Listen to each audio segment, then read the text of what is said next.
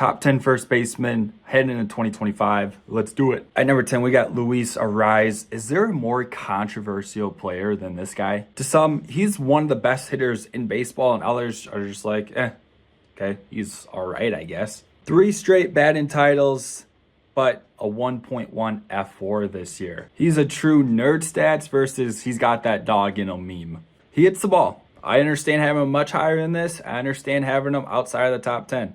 9, we got Josh Naylor, 31 home runs and a combined F4 the last 2 years. He's a big reason Cleveland did what they did this year.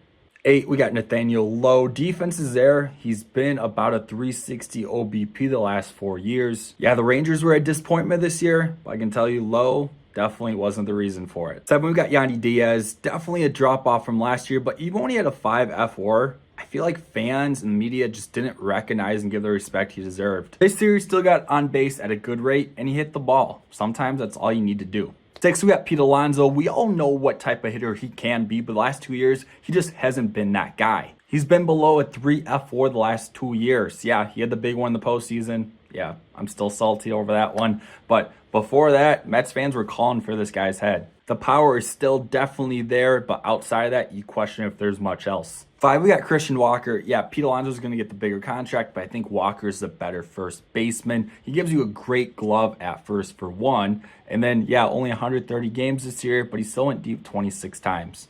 4, let's go to Atlanta with Matt Olson. 3 straight years of playing all 162 games. You just don't see that very much nowadays. That 604 slugging from last year is probably going to be an outlier in his career, but can any Braves fan really complain about the bat they have? 3, we got Bryce Harper. His first full season at first base did not disappoint. He was in the MVP conversation until around halfway through the season. Even with the Phillies' early exit, Harper still got it done in October. Let's go north of the border for number 2. We got Vladimir Guerrero Jr. If you only listen to how the majority of fans speak about this guy, you would think he's nowhere near the top 10. I'll say this is the most disrespected player in baseball right now.